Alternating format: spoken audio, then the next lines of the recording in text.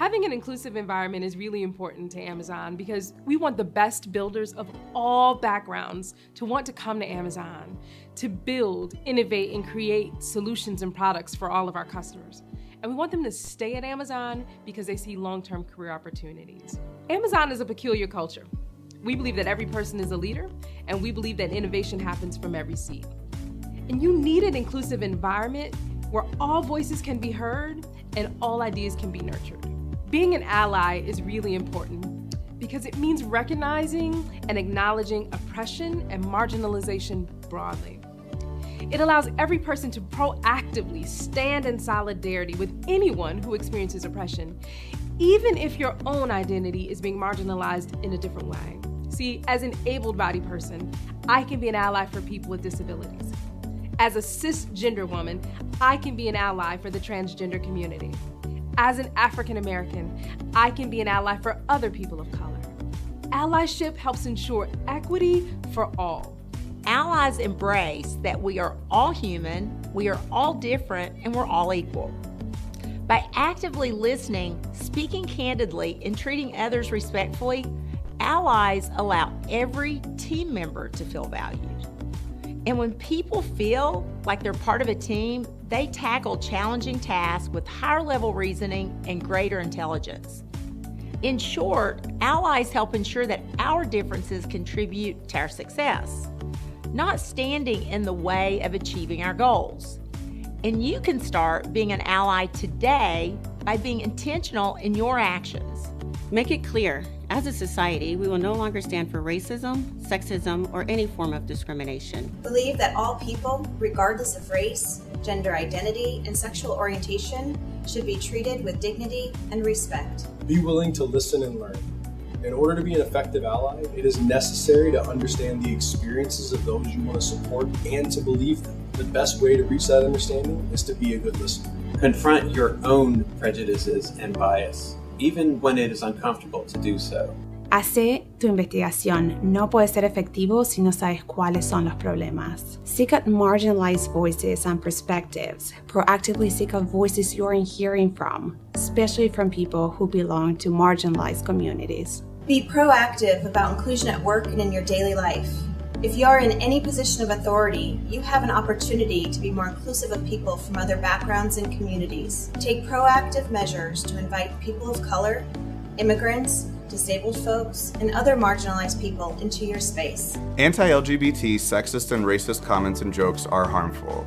Let your coworkers know that you find them offensive. Defend your friends from underrepresented groups against discrimination. Don't assume that all your friends and coworkers are straight. Someone close to you could be looking for support in their coming out process. Not making assumptions will give them the space they need. Help open up spaces without taking them over. An ally's role is never to speak for others, but to take down the obstacles facing the oppressed and to allow them to speak for themselves. Start in your own circle. Call out colleagues on their microaggressions, even when it's uncomfortable or there are no marginalized people around to be offended. They'll likely be more open to listening to you and it will give you the opportunity to affect real change. Recently, one of our senior technologists was harassed online. This is unacceptable and will not be tolerated at AWS, at live events, virtual events, and across AWS blogs, online forums, and social media. It is our responsibility to call it out when we see it. And don't wait for the next technologist, regardless of race, gender, sexual orientation, or religion, to get fed up. We firmly believe in the value and importance of an environment where all AWS community members feel safe and welcome. We all need to work together to improve diversity and inclusion in this industry.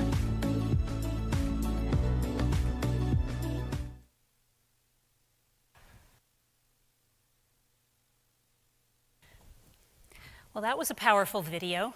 Clearly, this whole concept of diversity and inclusion is critical and important to AWS and Amazon. And hopefully it's critical importance to all of you, which is why you're spending the next hour with me. I'm Karen Catlin, and I'm so thrilled to see you here today. And I'm going to be sharing everyday actions for how all of you can become better allies for people who are underrepresented in your workplace. And there's a little bit of a backstory here that I want to share with you of how I even came to start focusing on allyship and becoming an advocate for inclusive workplaces. The backstory is that this is career 2.0 for me. I had a first career where I was actually working in tech. I spent about 25 years building software products. I started out as a software engineer with my computer science degree right out of college, writing code for a living. And then over time, I moved into program management and people management roles, and then eventually into executive leadership. And most recently, I was the vice president of engineering at Adobe. And during that 25-year career, I noticed a decline happening, a decline in the number of women in the industry. Some of you might be of my genre, and you might remember that there used to be a lot more women getting computer science degrees. And if this is unfamiliar territory for you, I do have a TEDx talk on this topic. You can Google TEDx Karen Catlin. You can watch it in case you want to geek out about how the gender diversity has changed in the industry.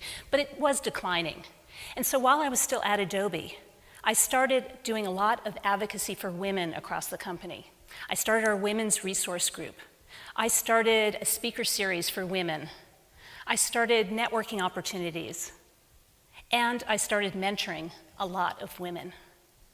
And after doing that activity for a number of years and supporting women at the company, I decided to start on Career 2.0, which was a big pivot. It was a pivot away from building products to then advocating and helping women working out in tech grow leadership skills.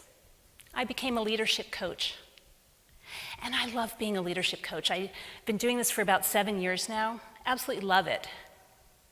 But that said, there's only so much one person can do. Even if I were the most amazing coach in the world, and I help my clients strengthen their leadership skills and become better leaders, there's only so much I can do for women across the industry when our cultures are not necessarily welcoming and inclusive. And I started realizing that there was a lot more that I could be doing to help my clients. And some of this, I think you're probably familiar with, is kind of very apparent as we think about some of the headlines we've been seeing just in the last year or two about the challenges around diversity and inclusion, the bias we face, the harassment that's in our industry. It's not a very pretty place. And I hope that not every company is like these headlines up here, but a lot of our industry is.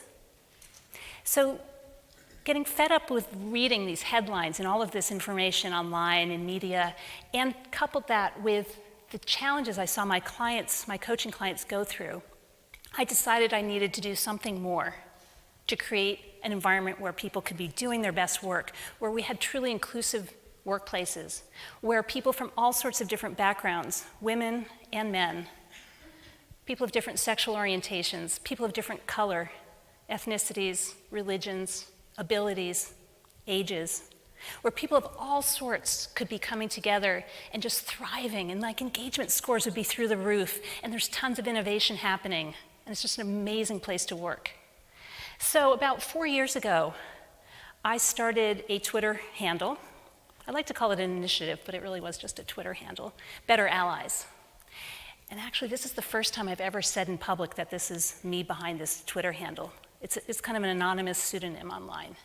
And I started collecting everyday actions that people could be doing every day in their workplace to create a more inclusive environment. And I did this based on the research I saw happening by social scientists. And I did it based on other media and articles I was reading. And I was doing it based on just firsthand and anecdotal kind of experience. And I started collecting these everyday examples. And I started figuring out what was resonating with people, what was making it a difference, what was helpful. And I kept going. And I want to tell you too, like maybe some of you who are on Twitter, like Twitter kind of has a reputation of it being kind of a cesspool, a not very pleasant place. I love Twitter. I get fan tweets to this Twitter account. I get so much support. It's pretty special. And because I've been doing this now for 4 years, I didn't want all of these tweets to kind of fade into the Twitter twilight, which happens. I recently started writing a book, Better Allies, the Better Allies book. I'm just putting the finishing touches on it. It's going to be available in January. And I'm thrilled to be here today to be sharing some of the top tips from the book so that you all get kind of an early look at it. And moving forward, I just want to tell you my goals for today, in case it wasn't already clear. I want all of you to gain some awareness of the challenges that people from underrepresented groups face in the workplace that you might not have been aware of before. This is especially important for anyone who's in the majority, which in tech is, chances are here in the States, it's a white man. But really for everyone to understand some of these challenges that underrepresented people face. And I want you all to learn at least a couple of these everyday actions that you're going to hear me say over and over again, but things that you can do actually when you walk out of the room here today at reInvent, and of course next week when you get back to work. And I'd love to hear from maybe about 3 of you in the audience. You can just shout out the answer to this, but I would love to know how you would finish this sentence. I want a diverse and inclusive workplace because. Do I have any volunteers to shout out why this is important to you? Why you're here today? Yes, thank you. I want a diverse and inclusive workplace because it brings a wealth of ideas and creativity to our team. It brings a wealth of creativity and ideas to the team. Different perspectives, different experiences, different thought processes, and all of that. Thank you. How about someone else? Why do you care about this? Go ahead, yes. Because I have enjoyed the benefits of being included and having that sort of culture where I work. I've enjoyed the benefits of being part of an inclusive culture, and I want to pay it forward, and I want to see more of that, I think. I'm going to add a little bit to your statement. Thank you for sharing that, absolutely. How about one more? Yeah, in the back, go ahead. I think because it's a right and a just thing to do, the history of racism and sexism. It feels like a moral imperative. It feels just like the right thing to do, especially given the history around racism and sexism, not maybe just in our industry, but in our society, right? It feels like the right thing to do. Thank you for sharing those. In addition, there's so many financial benefits and business benefits that perhaps you've heard of. There's increased innovation when we have diverse teams.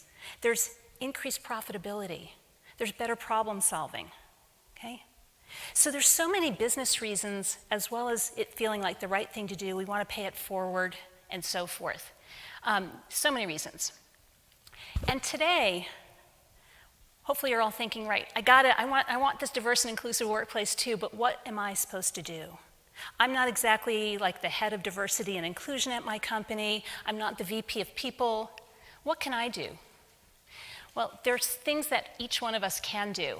And what I'm going to cover in the rest of my talk is 4 basic areas where you can make a difference.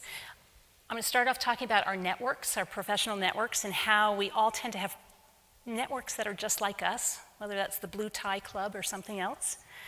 We're then going to talk about what happens in our meetings and how sometimes people from underrepresented backgrounds don't always show up well and can't have an equal seat at the table. I'm then going to talk about giving equitable and effective feedback and how sometimes we hold back from doing that because of the dreaded tissue box. And last but not least, I'm going to talk about office housework. And if you're not familiar with that term yet, you will be by the end of my talk. So let's get started with the first topic, networking. So it turns out that most of us have networks that are full of people just like me, just like us. And it's because of the way we form our networks. Our networks often come from common interests, whether that is hobbies or common technology we're interested in, or perhaps places we've worked in the past, right? Common interests fuel our networks because we have something in common with people and we want to be hanging out with them and learning more about what they're all about, right? We include them, we invite them to things. Quick story, when I was at Adobe, I was a member of the San Francisco office knitting club. And I've got one of my colleagues here, hey Ken, it can attest to this. And I loved that knitting club. We got together once a week, we knit baby blankets and hats for a nonprofit that we were supporting. It was so much fun. Guess how many men I met through that knitting group? Zero. And it's not that no men, never knit or that men never knit, but no men in our office decided to join us. And it's just one example of how it can be challenging for someone who is from the outside, from a minority perspective, join an activity that's full of people in the majority. And the other thing about our networks, it's interesting, outside of work, men tend to hang out with male coworkers, okay? Whether that's on the golf course or a poker night or grabbing a beer after work or maybe going to a ball game or some sort of sporting event, right? Men tend to hang out with male coworkers. And by contrast, women, we tend to hang out with non-coworkers. Maybe it's people, a nonprofit that we belong to, or a book club that we are in, or if we're a member of a religious community, it's people from that group. Or if we are a parent, maybe it is other parents from our kids' school, okay? Men hang out with male coworkers, women hang out with other people. And as a result, the men are strengthening their internal professional networks so much more because they're spending time outside of work with these people. And then there is something called unconscious demotions that affect our ability to include people who aren't like us. An unconscious demotion might look like first day of class at university, you walk in and there's someone who's from an underrepresented background at the front of the auditorium, and you assume they're the teaching assistant, not the professor. Okay?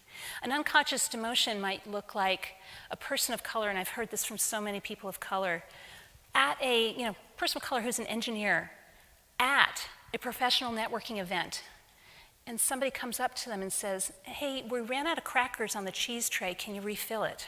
Okay? They've been unconsciously demoted from being an engineer to a member of the catering staff. Or it might look like this, which there are a lot of women in the room. I bet this has happened to you because every single woman I've talked to has had this happen to her. And in fact, it happened to me just earlier this year. I was visiting my husband at his office, and he said, I want you to meet my friend Steve. So I walk over, get introduced to Steve, and Steve says, Karen, nice to meet you. I hear you used to work at Adobe. Did you work in marketing or HR? Okay. And while there's nothing wrong with marketing or HR roles at all, it's just that when you have a technical background, it's like one more message that you do not belong here, that you don't fit the bill. By the way, I told him, actually I was a VP of engineering, but anyway. So these homogeneous networks, these just like me networks, tend to really limit diversity and inclusion in our companies, in our workplaces. They limit diversity because, frankly, we all hire from our network. We make recommendations for people we know, right? And so if we have homogeneous networks, we're going to hire homogeneity. Okay? It also, in fact, affects information sharing. Let's think about if you hear about something that's going on, rumor of some new product that your company's acquiring, or some customer that's happening, or some part of the code base that's getting retired, or whatever your information is that you know about. Who are you going to share that with? You're going to share it with people in your network, right? So people in the know are going to be sharing the know with the people who are like them. It also impacts workplace trust. Let's face it, we all trust people that we know and who are in our networks. And so if we're in a position to do things such as assign stretch assignments, those cool new projects to go learn some new technology or go off and build some new feature, right? If we're in a kind of position where we can give out these stretch assignments, we're going to give them to people we know, people in our network. If we are in the position of giving promotions, we are going to give those promotions to people we trust, people we know. In reorgs, it may look like the people we know get the job saved, right? And other people might get riffed. And if we're in a leadership role and creating a succession plan, which is a healthy part of leadership, we're going to be tapping people that we know to be our successor, okay? So my first call to action for all of you is a set of everyday actions around diversifying your network. And it might look like things like this, like introduce yourself to someone who doesn't look like you at the next networking event. How many people are going to the pub crawl tonight? Okay, challenge. Introduce yourself to someone who doesn't look like you. Start a conversation, get to know them. Add them to your network. Secondly, don't ever give these unconscious demotions, please. When you meet someone, anyone at a technical event like reInvent, or any other meetup you might go to. Assume they're technical until you find out more, right? Make that assumption, make that you're going in. And why not attend an event? Set a goal for yourself, maybe sometime in the next couple months. Attend an event for an underrepresented group in tech. It might be, if you're a man, going to a woman in tech event or a girl geek dinner. If you are a white person, it might mean going to a person of color in tech event. If you're straight, maybe going to a lesbians who tech event, right? These things are out there, and by attending one, and you can maybe some of you are thinking, like, am I even welcome? You can always ask the organizer, because many of these are open to allies, and they welcome people from the community to join them. You learn so much about the experiences these people are talking about, what their lives are like, the challenges they're facing, and you can expand your network as well. So those are some suggestions. Anyone here have some other ideas you'd like to share about how you may have diversified your network? Any top of mind, you can just shout it out and I'll repeat it. Go ahead. Nonprofits in my community, I really like engaging with other people interested in those causes because it gives me out of my industry and gives me a new perspective. Excellent. So getting involved with nonprofits in your community gets you out of the industry, and we are kind of a bubble, aren't we, in tech? So it gets you out of your industry, meets people from a broad background, broad set of backgrounds, let's say, and gives you a different perspective. Thank you for sharing that. It's a great tip. Anyone else have one more? No. We'll move forward. Okay, topic number 2. And this is meetings. I think most of tech is fueled by meetings too. We get so much done, whether they're in person or remote. And there's so many ways where people who are from underrepresented backgrounds really are not having an equal place at the table. First thing I'm going to talk about, interruptions. This is the Supreme Court of the United States about a year ago. It's changed since then, I think most of us know.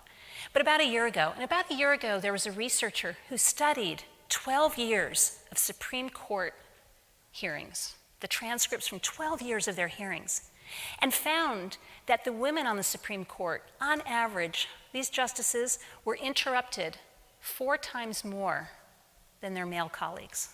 Okay?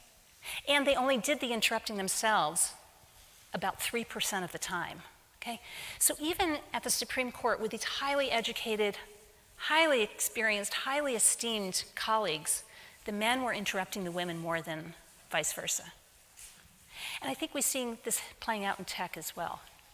I don't know what it is about interruptions, but men, you have longer vocal cords, which means your voices are deeper, more resonant, you can project better. So maybe it's just easier for you to interrupt. Maybe it's culturally more acceptable for a man to interrupt versus a woman. That could be. Maybe it's that women, we tend to use a lot of qualifying phrases, such as, well, excuse me, if you wouldn't mind, I'd like to make a point here based on our meeting, right? We have a lot, often we use these qualifying phrases because we feel like we need to justify even speaking. So perhaps we make it easy to interrupt ourselves. So regardless of the reason, interruptions are a thing, and they prevent women from getting their points across and feeling like, why even bother speaking if I'm just going to be interrupted? Another thing that happens is bro-propriations. Okay, bro-propriation. This is when a bro appropriates an idea. And this is a picture of President Obama's staff meeting during his first term. And what the female staffers started doing in his staff meetings was realizing that the men, well, first of all, the women were saying something in a meeting.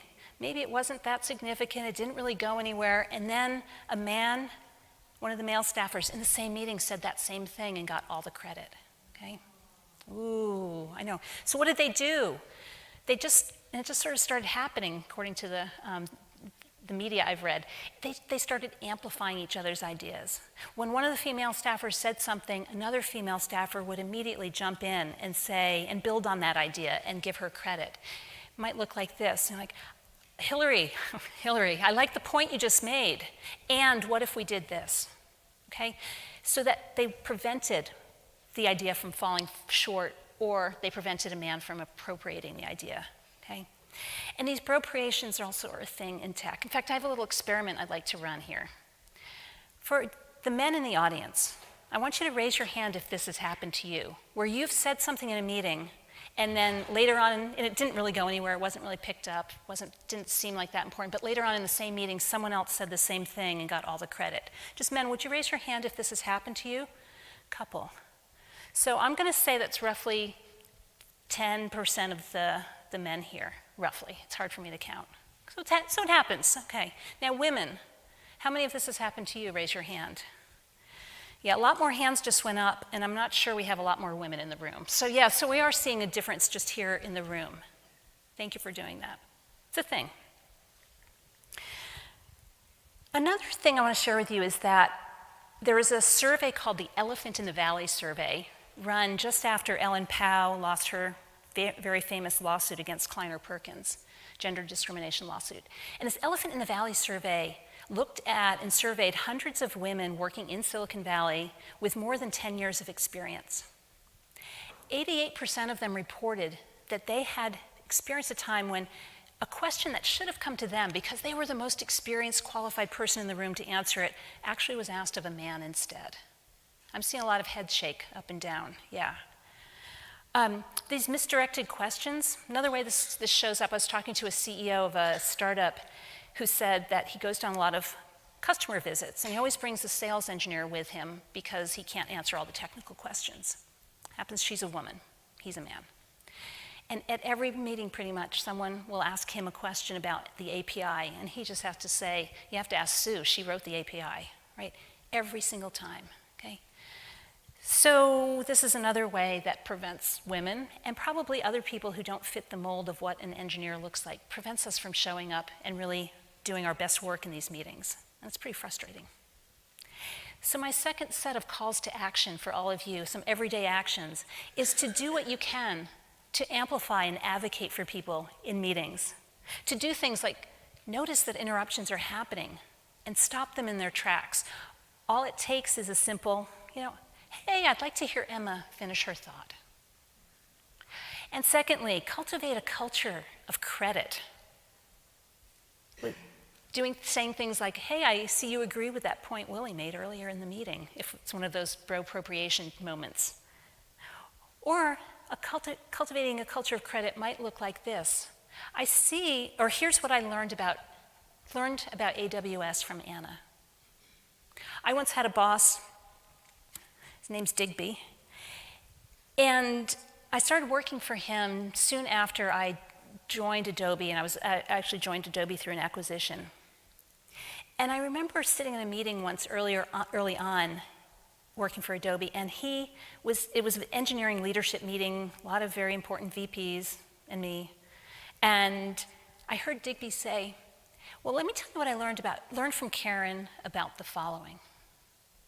And my goodness, the next thing he said was nothing exactly I had ever said. He had taken something I'd shared with him in a one-on-one and kind of recast it in Adobe speak, and he gave me all the credit. And it made me feel so good. I feel like I earned some cred with my new colleagues, and I learned to speak in the Adobe style, so to speak, if you can imagine that. So it's a great way to cultivate this culture of credit and give people shout-outs like that.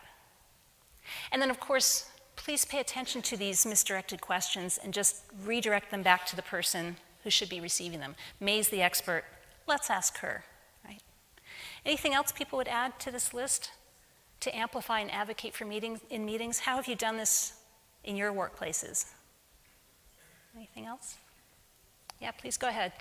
I'll repeat. If you hear somebody trying to mansplain over on top of you, definitely point it out. Like maybe give this person a chance to speak. Yeah. This is her field, or she knows what she's doing.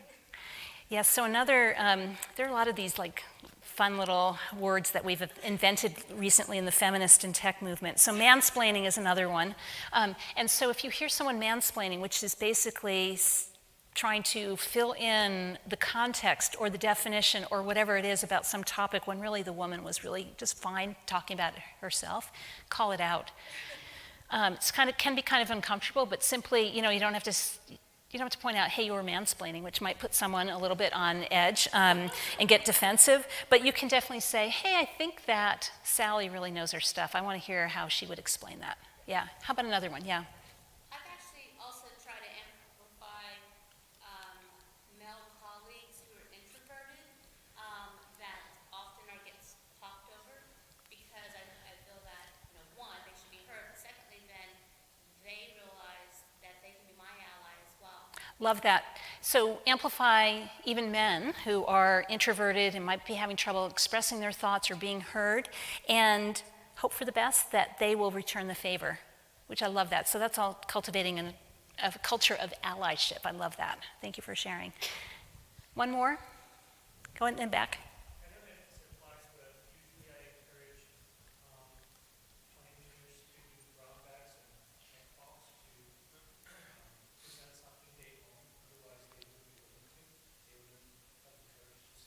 Yep.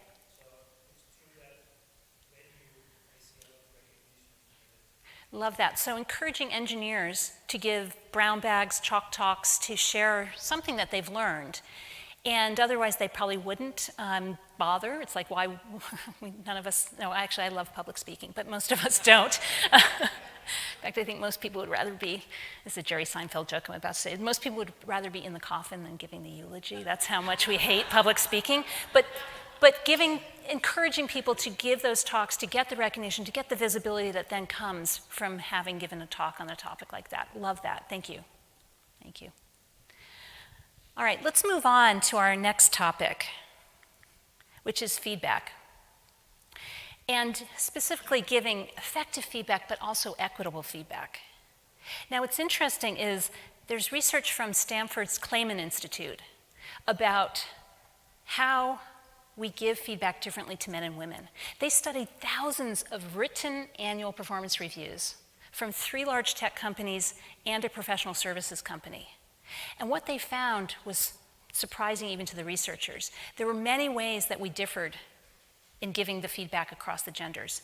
So women were less likely to get feedback that tied their work to the business outcome directly, okay? And also they got shorter reviews. Didn't say as much about them. Whereas men, by contrast, were offered a clearer picture of how to get to the next level, what they needed to keep doing because it really was working and having an impact on the business, and what new skills they needed to learn, especially technical skills. Okay? And what this might look like is a woman might get a short and sweet, people like working with you. That's nice, right? But look at what the man might get. You are effective at building team consensus. You successfully resolved which features to prioritize in our last sprint, leading us to ship the product on time. Okay?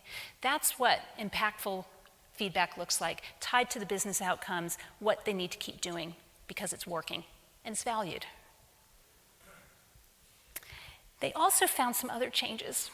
I know there's a lot of text up here, but women were described as being supportive, collaborative, and helpful twice as often as the men.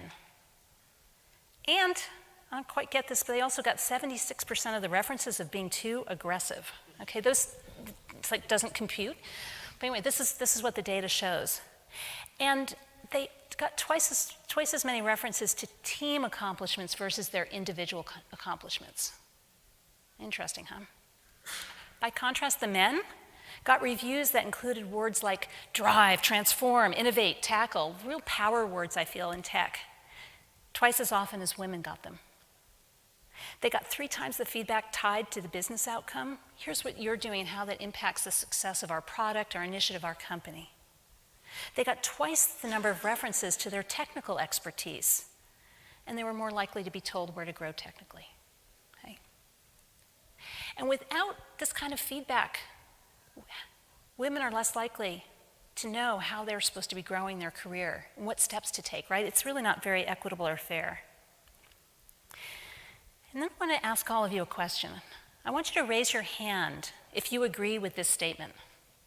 I seldom hesitate to give difficult feedback, whether that's to people you manage or to your peers, maybe in a 360 or just more of a casual thing. I seldom hesitate to give difficult feedback. Raise your hand if you agree with this. Okay, 10% of you, maybe? Something that's pretty small based on how I've done this in the past, and it's pretty small based on research. Interesting. LeanIn.org and McKinsey ran a big study. They do it every year. It's called Women in the Workplace. And they found that 66% of managers say, and agree with that statement, that they say that I seldom hesitate to give difficult feedback. 2/3 of managers think they do a pretty good job at this. But then they surveyed the women and the men, asking, well, do you get difficult feedback? And only 36% of the women responded saying, yeah, I get difficult feedback sometimes, often, or very often. Okay? So there's a disconnect there. So even for the people who raised your hand here, you maybe think that you're giving the difficult feedback, but you might not be actually passing it along to the women, or they're not hearing it, right? And notice also that the men said, roughly half of them said, yeah, I tend to get this difficult feedback. So it's almost a 20-point difference there between the women thinking they get difficult feedback and the men getting difficult feedback. So perhaps we're giving this difficult, challenging, constructive feedback, this stuff that makes you learn and think about things and grow. We might be giving that more to the men than the women. And perhaps we're giving that difficult feedback to the men more than the women because of that dreaded tissue box I mentioned. We're concerned that people might cry. How many people have had someone cry when you've given performance feedback? A few people. It's not fun, right? No, it's really not pleasant. And so we might think I'm not even going to go there because this is really going to be uncomfortable. Well, that LeanIn and McKinsey study that I mentioned, the Women in the Workplace study, they found a number of reasons why we hesitate to give difficult feedback. The first one is this concern about the tissue box, the emotional breakdown. And we're much more likely to think that, or much more likely to hold back from giving difficult feedback to women than men because of the tissue box. Okay? But that's not the only reason. There are all these other reasons they uncovered. Concerned I'll seem biased or prejudiced. Concerned about an outburst, which I think means more like something physical, like punching a wall or something like that. I don't want them to dislike me. And I'm concerned about seeming mean or hurtful. There are a lot of reasons besides just the tissue box that we hesitate to give difficult feedback. And I want to draw your attention to number 2. It's sort of just subtle there, number 2, and it's almost even in terms of the gender. But we tend not to, this has been borne by other research, we tend not to give difficult feedback across a line to someone who's different than us, to a different gender, to a different sexual orientation, to a different skin color. We tend not to give difficult feedback to people who are different than us because we don't want them to think, oh, I'm a white woman, I'm going to be having to give this difficult feedback to a person of color on my team. They're going to think I'm racist. Or I'm a man, and I don't want to give difficult feedback to the woman because she's going to think I'm nitpicking her and being very sexist, and it's not going to go well. Okay? There's research showing that this holds us back. And again, it's not fair, it's not equitable. And given the landscape of tech, most of the managers who are giving difficult feedback are white men. And if you're not passing this constructive, helpful feedback to people on your team who aren't like you, it perpetuates the problems with diversity and inclusion. So the call to action around giving equal feedback, giving equitable and fair and effective feedback is focus on the business impact. Every time you give someone, whether it's an annual review or a more casual check-in and a one-on-one or a kudo, if you have that kind of ability to send kudos, focus on the business impact, not just people like working with you, but how does that pay forward and have an impact on the business, on the bottom line? And give that direct feedback that people desperately need and deserve. Don't ease up just to avoid hurt feelings. Bring a tissue box with you if you have to. Share the expertise you see in them. Suggest new skills to learn. Okay? And this is like the simplest of all. Write reviews of the same length, please, right? That's something we can all check ourselves on. Anything, you want to add something to the list or a question? Yes. What about unconscious or an assumption that women aren't going to do the same thing with feedback that men would, meaning that the men may be slated, they have this perception of men being slated for a management track, and with women, well, they're not having that same energy. Okay, So what about the unconscious bias we might have about how the feedback is going to help someone with their career goals? I'm not familiar with research on that, but I'm sure that is alive and present. And I would say that when giving feedback, what we should be doing is having objective criteria for evaluating people and knowing their career goals, right? It takes a lot of work, but that's important to know what they want to be doing, having objective criteria that we can apply the same, right? Yeah, thank you for bringing that up. Anything else you'd add to this list? Maybe things you've done? Go ahead.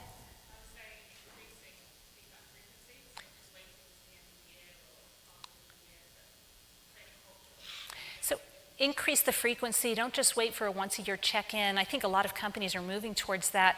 And just have it be easier to share the constructive feedback. Create that culture of, I'm going to be talking about your performance all the time. I love that. Thank you for bringing that up. I think that can really help too. Okay, let's move on to our last topic, office housework. What does this mean to anyone? Like, shout it out what this means if you know what office housework is. Making coffee, taking minutes, cleaning the refrigerator, planning the parties. What's that one? Printing stuff. Wait, print? What? Okay. Phone duty. Gosh, phone duty, wow. Yeah, so all of these kinds of things are office housework. They're things that have to get done for the health of the organization, but they don't really lead to kind of business impact or career growth and so forth.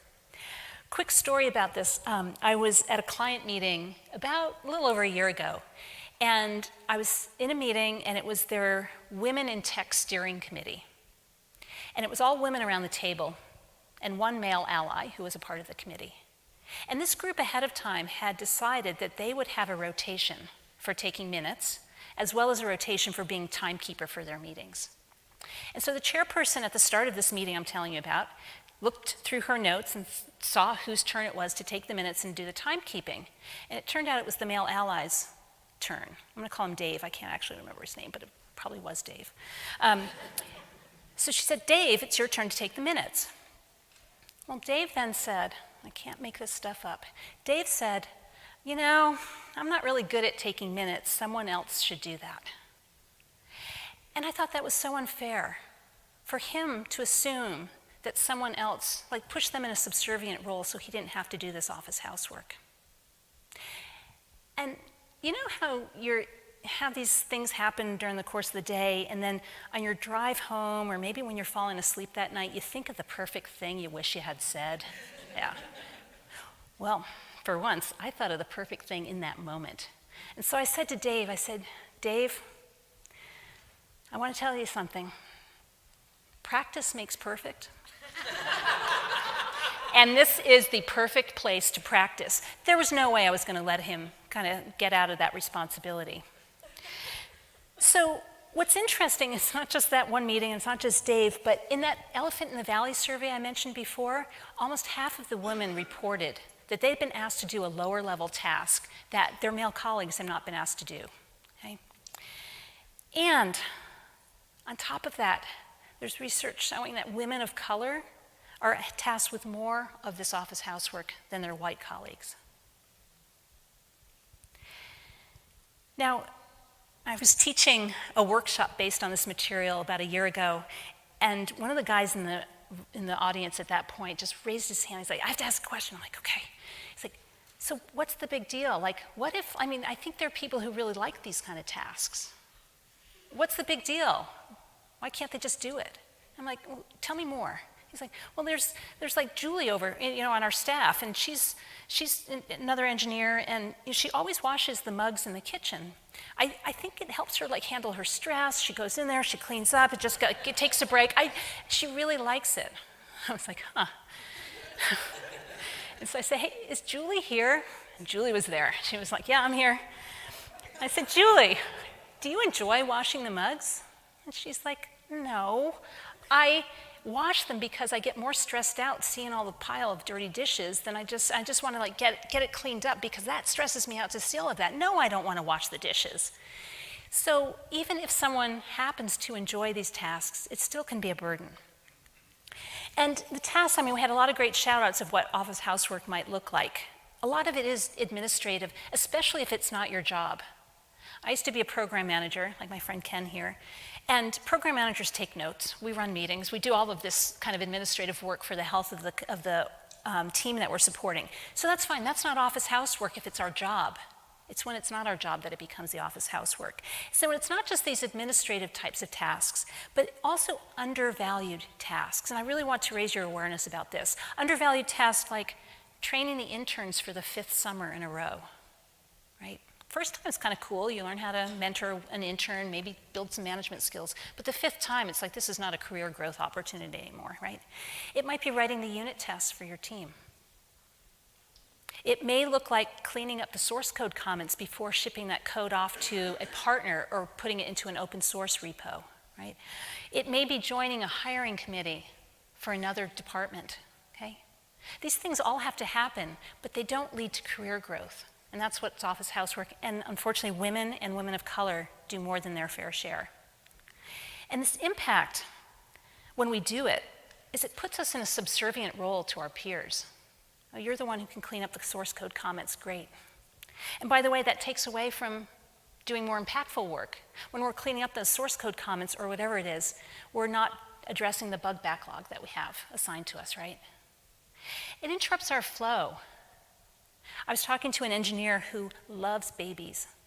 And she loves babies so much that she gladly volunteers each time there's a team member who's having a baby. So she volunteers to collect the money for the gift and buy a card so everyone can sign it, right? She loves it because then she can go shopping and buy some baby things. But she did tell me, she said, inevitably, 4 o'clock in the afternoon, I am deep in the flow of engineering. I am tracking down some gnarly bug, and I am in that source code, and I'm really deep into it, and someone comes along to give me the $10 and sign the card. Totally interrupts my flow, right? And if we are the ones taking the meeting minutes, we're kind of a step behind that conversation. And it prevents us from making the killer points and getting that visibility we really should be getting in the meetings, right? So the call to action, the everyday actions for all of you to think about doing is look for ways that you can disrupt office housework on your team. Set up those rotations we talked about for the administrative tasks. Share the load. Share the load in terms of, yeah, Deep is great at mentoring, but it's the perfect job for Nick, the new hire, right? Look to just spread it out. And of course, volunteer yourself. Next time you're in any kind of lunch meeting or breakfast meeting, clear the leftovers, please, yourself, and don't assume that the last woman walking out the door is going to do that, which happens. Okay. So I'm going to wrap this up now, and I hope that you all realize you have a role to play in creating more inclusive and diverse workplaces. We talked about diversifying our network, which you can do the moment you walk out of this room today, honest. We talked about meeting culture. We talked about providing equal and effective and equitable feedback, and last but not least, office housework. And these are all, in many ways, simple things to do. But diversity and inclusion is not always simple. And I want to challenge all of you to just think and reflect on this question. How far are you willing to go to be a better ally? Are you willing to give up an evening with your family to go out and attend a Woman of Color in Tech event or a Lesbians Who Tech event, right? Are you willing to do that? Are you willing, next year when you're invited to come here to reInvent to give a talk, are you willing to give your speaking slot to someone from an underrepresented group? Are you willing to step away from business and say no to revenue because maybe that customer harassed someone on your team? What are your values and how are they going to show up and allow you to be better allies? How far are you willing to go? It's a huge spectrum. And if you want to get more of these everyday actions, this inspiration, here's some additional resources. I told you about my Better Allies Twitter handle. I'm also on Medium and Pinterest and Instagram if you prefer those social medias channels. I have a website, betterallies.com, where if you want to go there, you can sign up for my weekly newsletter called 5 Ally Actions. You can also sign up to find out when my book will be available. I have another sign-up sheet there, and I'll let you know when it's going to be available on Amazon in January. But I hope you're going to join me in becoming better allies. Being an ally is really a journey, and I'm learning more every day. This is not a one and done type of thing. You can't ever check it off. It is a constant forward movement, constant learning, constant growth. So I hope you all join me in becoming and being better allies. And with that, I'd love to open it up for Q&A. We have mics, so I don't have to keep repeating things. So we have mics in both of the aisles here if you do have questions. But thank you for coming.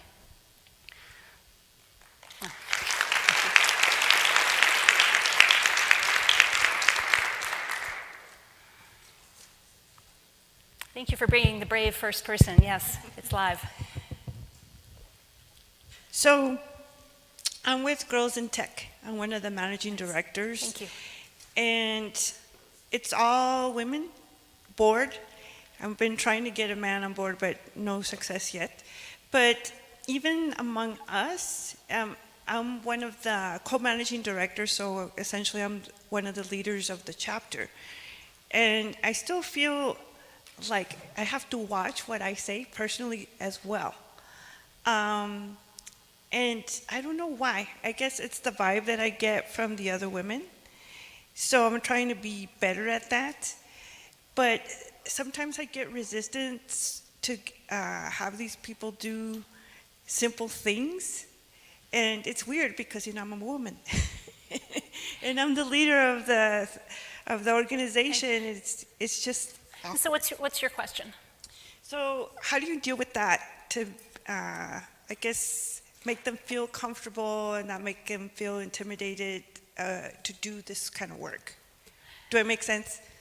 Well, gosh, yeah. First of all, I think running any kind of volunteer organization is tough, whether that's a woman in tech, girls who code, any of that type of thing. It's like running a volunteer organization is tough. So I don't know if that's what you're facing when it comes right down to it. It's probably that, because, you know, they have their own job and to ask them to do this other stuff. Yeah. So it's difficult. Yes. I just want to empathize. Yes, it's difficult. It's difficult. I want to make sure, too, that you have a nice big aspirational goal. I was hearing from someone earlier who is working on making sure that people in Texas, like an end of hunger in Texas. And so the goal of their nonprofit is to end hunger in Texas. That's kind of hard, right? What's your goal? Is it equally like out there and aspirational, the kind of thing that people are like, I need to help make that happen, and I'm going to do everything I can to do that? I don't know if you have one of those or not, but that's another idea. And actually, that does come to the table. We tell our group, okay, yeah, these might be mundane tasks because we got to organize this, call so-and-so, whatever. But remember, our end goal is to motivate more women to be in tech, and that's our purpose. Yeah. So I think that does help. Yeah. So anyway, I think I want to include other people in the Q&A. I value what you're doing, and I think it's hard to answer that just as a, you know, how to motivate people in general. Yeah. Maybe the question is, when you talk about nonprofit advocacy, you've got a lot of passionate people in the room. So maybe it's how to create empathy and understand, you know, about the differences between collaboration and compromise and stuff. Because I've been in that same situation with women nonprofits, and the idea, everybody's passionate. So sometimes it's just sitting back and listening and find, you know, just what are those things that they value, and how can you actually Yeah, and of course, reinforcing the positive behavior you're seeing and showing the impact accordingly too. Yeah, definitely. Do you have another question? Sure. So thank you so much. Really enjoyed the session. I guess my question is, we're at an event where, I don't know the exact numbers, I think there's like 40,000 people attending. Yeah. Thrilled that this session is on the schedule. I didn't count, but I'm going to say there's 100-ish people in the room. And I would guess that it's a largely self-selecting group of people who already know this is an issue we care about and are passionate about and want to see move forward. So my question is, for a community like this, at the next reInvent or the next big tech conference, what do we need to do to bring these topics into the general conversation for the 39,900 people who didn't sign up for this session? Because we're all the people, I would guess, by and large, who are trying to do the things we can do as individuals already. there's an awful lot of people who looked through the agenda and went, of all the things I want to do, this isn't I know what I want to this spend an hour on. isn't the priority. How do we reach them? Yeah. So Sasha, who works for Amazon AWS and invited me to speak here today, wants to answer your question. So hi, I'm Sasha Thompson. I am the Inclusion Marketing Lead for Amazon Web Services and manage the We Power Tech program. And so your question is something that's been on my mind for the last year. And so one of the things that we're trying to do is take a lot of the activities that we do at reInvent throughout the year, so that by the time we come to reInvent, it's not new, right? So you're going to start seeing more things around We Power Tech. You're going to see more partnerships with Girls Who Code and other organizations, Lesbians Who Tech, Blacks in Technology, so that we can continue these conversations outside of this conference. Because I think what happens is we're like, okay, we're at this one event, and then you don't think about it for a year. And so our goal is really to increase that visibility. We run a series of events called Underrepresented in Tech in different regions across the US and now globally. So one of the things that I will ask everyone here that is interested in learning more and being a part of this is come to the We Power Tech booth and sign up. Go to our website and sign up and let us know how we can help, because one of the best things that you can do is say, we want more of this. And I need to hear it from our customers, because if I say it, they're like, oh, it's Sasha. Right? So if you say it, yes. I do really want to thank you for having this part of the schedule, but I think, there's doing more of this, but more of this is still inviting the people who want to go sign up to participate in those conversations to be able to do that more often. I'm really struggling with how do we get all the people in all the other sessions. We have to find ways to stealth these topics into sessions that don't require signing spoonful of sugar kind of approach, right? You thought you were coming to a session on AI, but we're gonna smuggle some allyship into it. Anyway, I'm all about that. Love that. Okay. So we're out of time now, and so I want to thank you, and what a great way to end. I'll stick around for as long as people have additional questions. Happy to talk more, but best wishes, everyone.